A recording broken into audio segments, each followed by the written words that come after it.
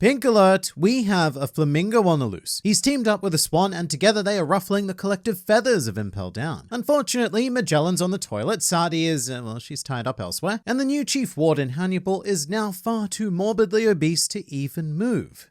Well, looks like Doflamingo's escaping from Impel Down. Hello and welcome to the Grand Line Review, your source for everything One Piece. My name is Liam and weirdly enough, my parents actually visited a jail on their honeymoon. Gender, perhaps maybe an apt metaphor for marriage. But we are not here to talk about commitment. In fact, quite the opposite because Doflamingo is single and ready to commandeer your country, murder your mentors, and sleep with your assorted daughters. He wasn't really the greatest of people, and I suppose that's why he went to jail. But Doflamingo's role in One Piece is far from over, and thanks to a trail of breadcrumbs left by the manga equivalent of Hansel and Gretel, we actually have a very solid idea of Doflamingo's endgame purpose. And I, for one, cannot wait, but I'll have to because I have no other options. However, Pinky, Blonded Life, and Dustin Bird found the wondrous option of subscribing to the Grand Line Review, thus resulting in consistent injections of One Piece culture being administered directly into their YouTube feeds. And if you'd like to be our next subscriber of the day, then all you need to do is hit the funky red button, and please do say hi in the comments below if you are a new member of the Grand Fleet. Welcome! Also,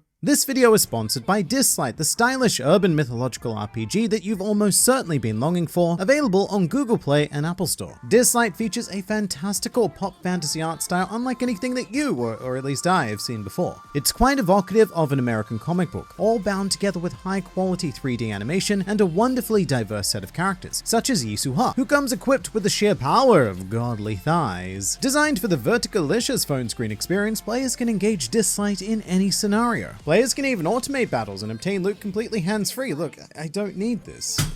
Oof, I probably shouldn't have done that. In fact, you can even minimize and do other things on your fun phone device while the game essentially plays itself. Although, for those of you who do prefer a bit of a hands-on experience, there is an in-depth tactical combat system making use of a 5-hero team to outplay your various nefarious enemies. Combine that with stunning audiovisual features, and you'll find that Dislight is committed to creating a superb, immersive experience. So start your collection of mythical heroes today with Dislight. Use your code JOINDISLIGHT and dive in. Back to you, me. Now, throughout this video, we will also be going through something that I have been very curious about, which is Doflamingo's daily prison routine, the things he does to pass the time whilst essentially being a bird trapped in a cage. And I've asked you, the Grand Fleet, to provide these activities, the first of which being, he's gotten very interested in science, particularly studying string theory. I see what you did there. Cutting back to our charismatic burb, I think Oda made a mistake by having Luffy defeat him before Katakuri, because Doflamingo, as it turns out, came packed with a ton of future sight. Doflamingo is kind of like a prophet of One Piece, both in the prophecy sense and the money-making sense. But in the case of the former, Doflamingo actually predicted everything that is about to happen as a result of Wano. And he did so all the way back in Jaya. When Doflamingo arrived on the island to spank his Bellamy for the various failings, he gave an unsolicited yet very powerful speech regarding the future of the world. The time has come when only real pirates will survive. Like an unstoppable wave, a new age of unmatched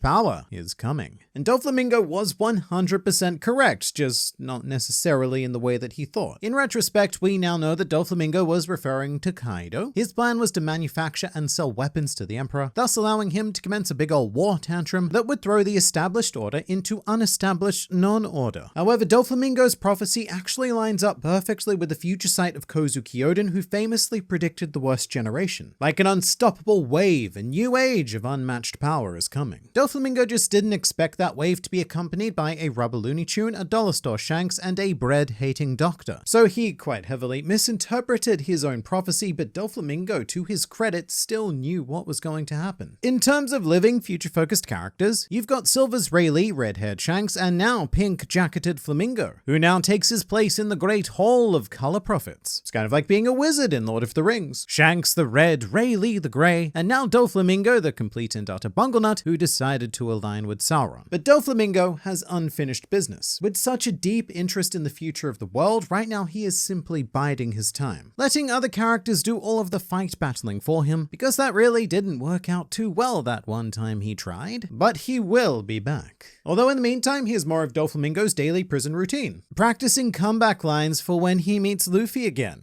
Alright, let's improvise some Doflamingo smack talk. Mugiwara, more like Mugi... off. I'm not very good at these, and I don't know why I keep trying. But Mr. Internet Man, everything you've said is cool and all, but Doflamingo is currently incarcerated in the most maximum of security prisons. Even if he wanted to escape, just how would such a thing be possible?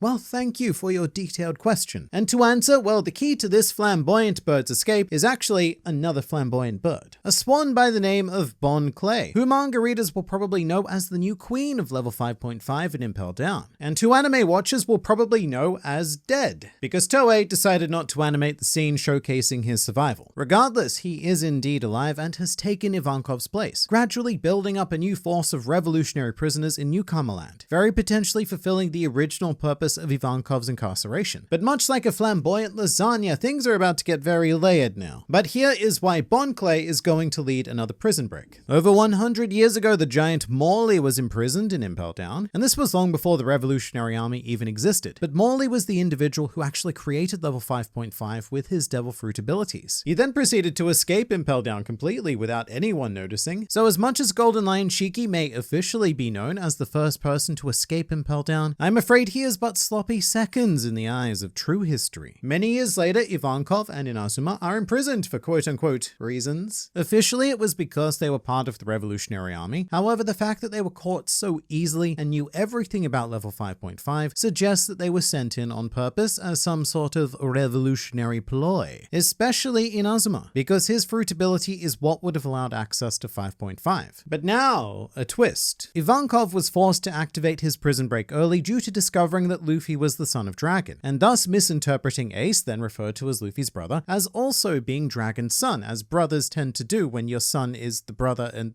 oh, I'm confused. And we know what happened from there. Complications arose, ensued, and resulted in what was once a brother becoming a donut. But that army in Impel Down still has a purpose to fulfill. In fact, even if Bon Clay doesn't know that purpose, he is still going to tap his forces the moment he hears of his friend Luffy requiring help. And he's very much the perfect person to do this, because Bon Clay has already been a member of one very successful mass prison break, so he knows the formula. Crazy Okama plus level 6 prisoners equals Magellan getting a demotion. Now, speaking realistically, in our fictional pirate comic, Bon Clay doesn't have the power he needs to escape without help. And Doflamingo, under the right circumstances, is a very, very helpful fellow. That's when he's not engaged in his daily prison routine, the next activity of which is, he thinks he should have bought Twitter instead of Elon. And apparently, according to you guys, he thinks this on a daily basis, even before it happened. I don't blame him though, because Twitter is a very bird-positive platform, and all Doflamingo would need to do is turn the logo pink. Now let's get into the meat beneath the now plucked feathers of this bird carcass of an idea. Doflamingo's motivation. In yet another crazy twist, Doflamingo's goals are more or less aligned with Luffy's destiny. His aim is to bring down the world government, one, for revenge, for not accepting him back into their club of pompous bubbleheads, and for two, obvious personal gain. Throwing the world into chaos would create a series of power vacuums, with Doflamingo being fully capable of taking advantage of this situation, even if he isn't the most powerful figure himself, because Doflamingo is a nigh-on unparalleled series genius. A genius of proportions only matched by the sheer quantity of Doflamingo's own arrogance. Plus, the world government have made it very clear that they consider Doflamingo an enemy. In fact, one of the first things Doflamingo said in Impel Down was speculation that he was going to be assassinated by the Five Elders. And look, you know what they say, the enemy of my enemy is apparently a flamingo. Of course, this doesn't mean that Doflamingo will make an automatic alliance with Luffy, because there are plenty of other avenues to explore. In fact, one very dark, dank corner would be buying shares in Teachcoin and riding that phenomenon to the moon. They have a fair bit of common ground when you think about it. Both of them are despicable, immoral party fiends with an interest in completely scorched earth. Much like testicles, Doflamingo and Blackbeard seem like quite a natural pair. And since almost all of the warlords are lined up behind Team Luffy, Blackbeard, well, he could use a couple of pity warlords himself. I mean, he has Moria, but I feel like that's more of a detriment, if anything. For a more left field option, however, another great team up may be a Don Quixote family reunion with Saint Mosgard. It has been absolutely forever since this was revealed. So much so that I routinely forget, but Mosgard is related by the bloods to Doflamingo, which means that there are now two rogue Don Quixote agents, and even though they do have differing desires and even senses of morality, they do still ultimately have their sights set on a similar outcome. Alternatively, it's also possible that Doflamingo aligns himself with no one. He could just break out, take a little bit of revenge here and there, and set up a deck chair to comfortably watch the world burn. Speaking of comfortable, one issue that we do have to consider contend with is that Doflamingo, well, he's certainly quite comfortable currently in the prison. To which I would say, well, we've seen this before. Crocodile was quite comfortable in chains, so much so that he actually refused to be rescued by Miss Goldenweek and the rest of Baroque Works. But eventually, he found his drive again. A new and almost certainly also nefarious goal to accomplish. And Doflamingo right now is in a bit of a similar situation. He gives off the vibe of a man biding his time in the safest conditions he could possibly be in, and also conducting his daily routine, with activity number 4 being reminisces about what could have been if he actually ate a Zoan devil fruit and became Don Quixote Doflamingo. He could have been such a good boy. That's true, and of course, good boys deserve pats. So for everyone who subscribes as a result of this video, we will be giving Doflamingo 1 pat. Another counterfactor to this whole idea thing, though, is Luffy's reaction. Why would he ever ally himself with Doflamingo after everything he's done? You know, take over a country, cause a nation's worth of misery, and even torture that nation's princess. Well, he'd do it because that's exactly what he did with Crocodile, a fan favorite whose rather sickening deeds have long since been forgotten, which is one of the things that I just love